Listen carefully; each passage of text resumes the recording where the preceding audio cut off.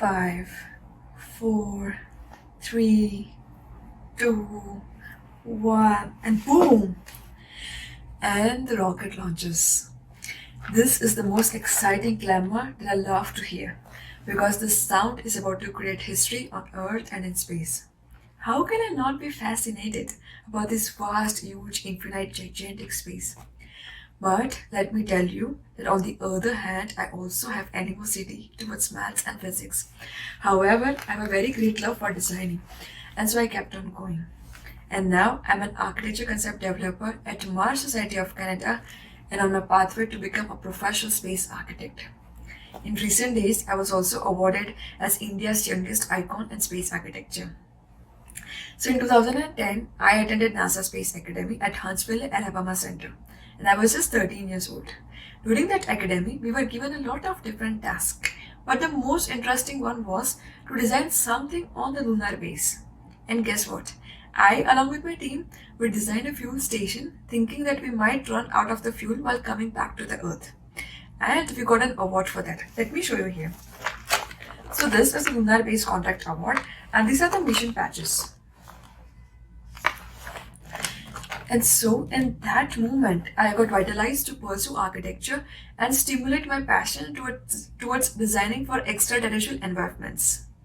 In the past, I had a lot of chances and opportunities to present my concept at various organizations. But one of the most glorifying events was when I presented to astronaut Daniel Burbank, and he is a veteran of 2 space shuttle missions.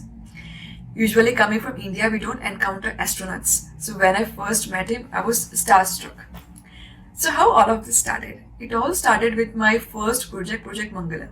And talking more about space architecture is the practice and theory of designing and building inhabited environments in the outer space. It includes diverse disciplines such as sociology, psychology, physiology combined along with engineering and design.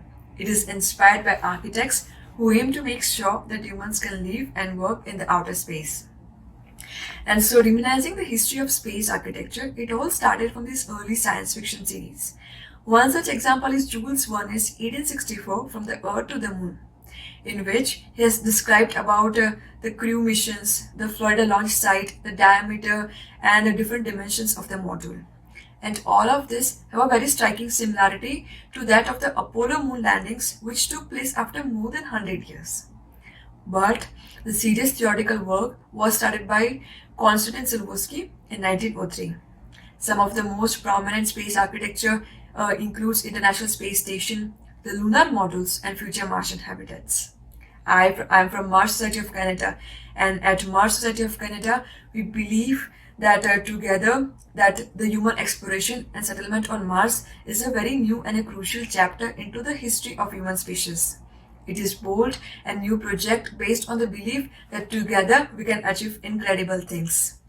Learning to live on the red planet will also enable significant technological advancement and scientific innovation, which will help to settle on the Mars, but also the better caretaking of the Earth. It will inspire young architects, engineers, and scientists to rally around a profound goal, that is, to spread the light of consciousness. Human beings are explorers, and so the only thing that changes is the target. First, we aimed to cross the ocean, then we aimed to cross the oceans and the orbits, and now it's time to go to the Mars.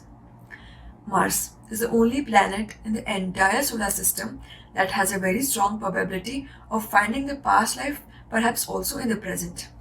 Mars is 50% farther to that of the Earth. It takes around 6 to 7 months to reach Mars.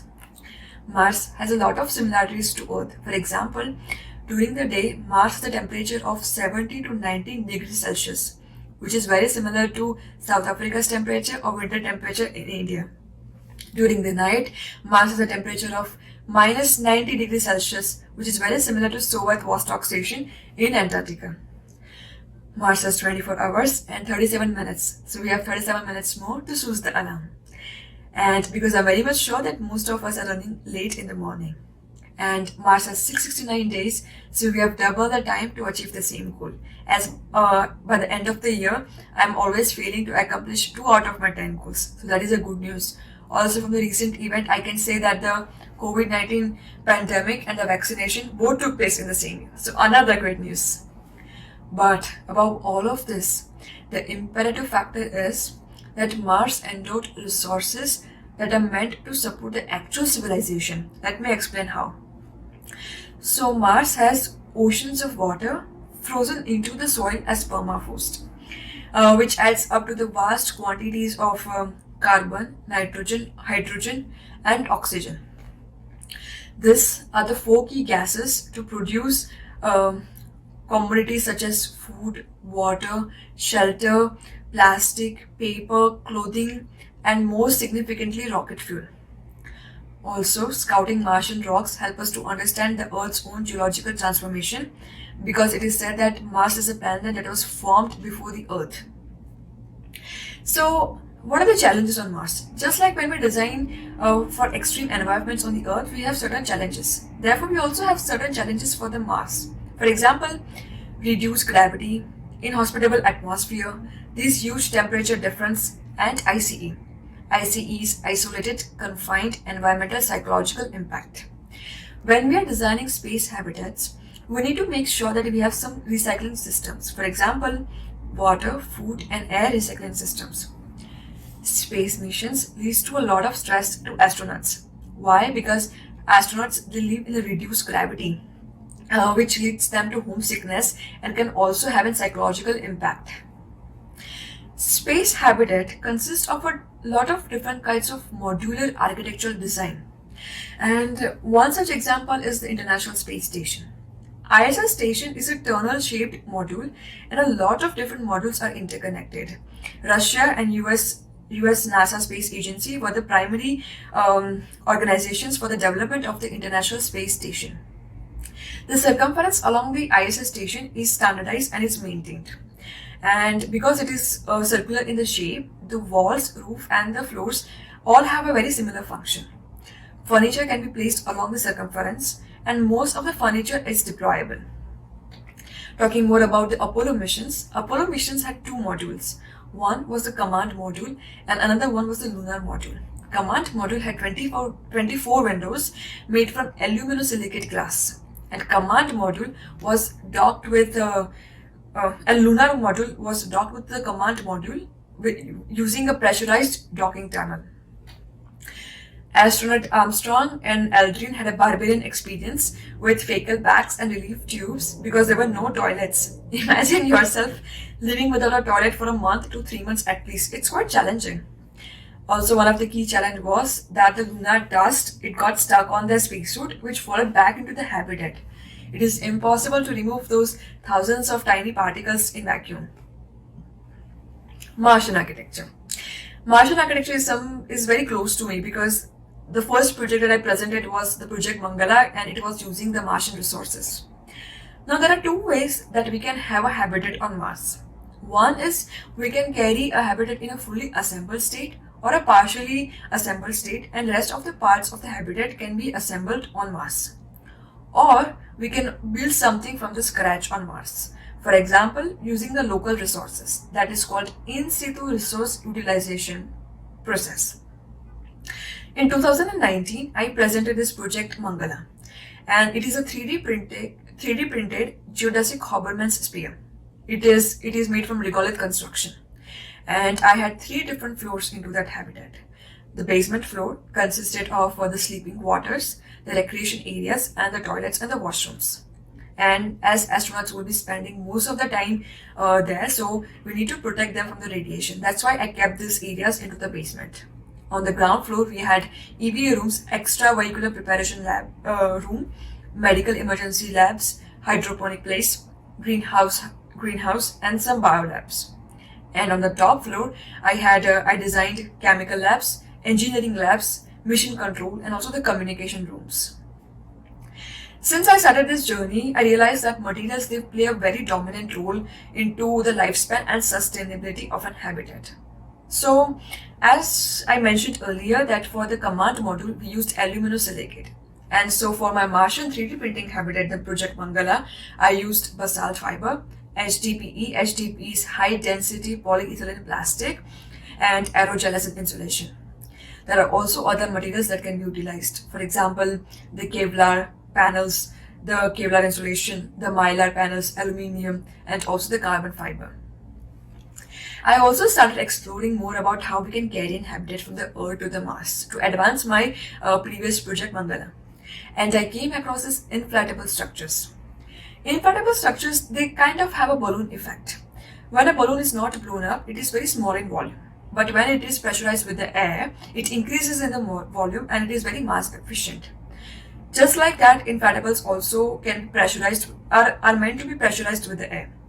Let's talk in detail. So inflatable structures have two layers, the inner layer and the outer layer. And both of the layers have the same fabric. The cavity between this layer is pressurized with the air, so making them very volume and mass efficient.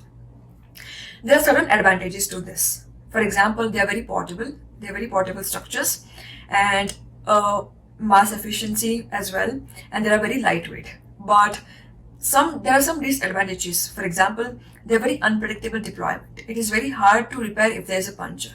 They are not super micrometeorite resistance, and also they are very prone to damages because they are pressurized with the air. It's a fabric structure. So I started retrospecting back, and I flashed back to the Japanese art form of origami. Origami. Let me show you something very interesting. Origami can change shape and size through folding and unfolding. Origami they are also very mass efficient, and they also decreases in volume when they are in a folded stage like this. And how does this system works? So you have a pattern like this, and then this is a bellow folding. There are a lot of different kinds of folding patterns. One is the bellow molding, Yoshimura, Miura Ori, and the Questling pattern. And there are different patterns to this, and that's how you can like fold. There are valley folds and the mountain folds into this. The insert part is the valley fold, and the part that is coming out is the mountain fold. So this is a close-up of this model, and you can also like compress. They are very compressible, so they also make them very portable and mass efficient when you have to carry in a spaceship from the Earth to the Mars. Let me show you another one. So this is a Questling pattern, and as you can see, this also has a origami pattern, and then when we fold it, this can be folded to the flat structures. So I studied a lot of different kinds of origami patterns, and then I ended up designing this Questling pattern Project Hobby. Project Hobby is also an advanced of my previous project Mangala. It is made with aluminum mylar panels, and for now we only have considered for the crew member of 2. And in the future I will be advancing this design as well. Currently, I'm doing a research on Astro Ori, which is also another Martian habitat and which is also a deployable origami habitat. Since I started this journey, I had a lot of people asking me that why do we need to invest in space where there are so many problems on the Earth, where there are so many challenges that we still have to tackle. For example, the climate change, the human population rising, the poverty around the underdeveloped countries. But let me tell you that space research has a lot of advantages. For example, understanding the other planets also help us to understand our Earth's planet. For example, studying Jupiter. Jupiter is said to be the first planet to be formed. When we study Jupiter, we can understand the formation of all the other planets in the entire solar system. And as I mentioned earlier, Mars also helps us to understand the origin of life on the Earth. Secondly, Studying Sun has conclusively shown that the solar impact is only a microscopic fraction responsible for the climate change, whereas space-based studies for the Sun and the Earth have shown and given us conclusions that humans are responsible for destroying the Earth's ecosystem and natural cycles. Satellites. They play a very dominant role, and NASA is one of the prime global authorities for the climate change. When satellites orbit around the Earth, they give us very important information such as the climate change across the globe, the polar ice cap melting, the human population shifting, the animal migration, and so on and so. So it is indirectly helping to tackle the climate change on the Earth. Space and International Space Station is a very challenging place to live, and also it is a very harsh environment. even though the Earth is only 400 kilometers away. So therefore, astronauts on the International Space Station, they are required to recycle almost every resource, for example, water, air, and the food, to minimize the expensive resupply mission.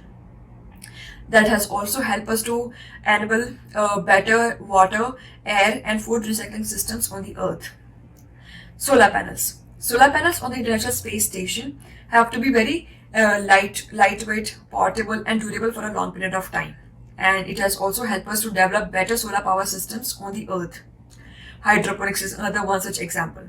Hydroponics is a technique of growing plants without the much use of soil and in almost minimal water. And this technology will help us to advance to grow plants at a very high density at places which are prone to droughts or where the population density is very high.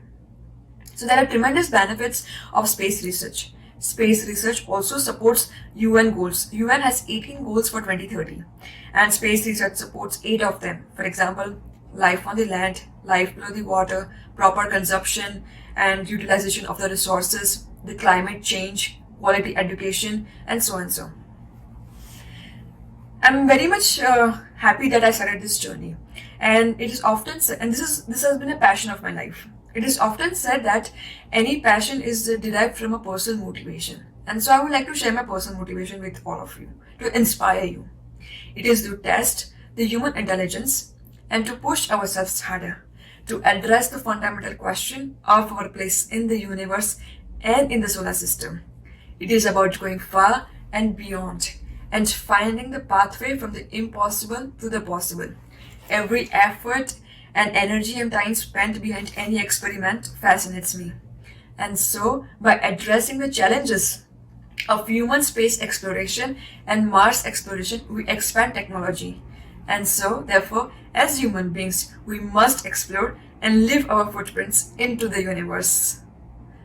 Thank you so much.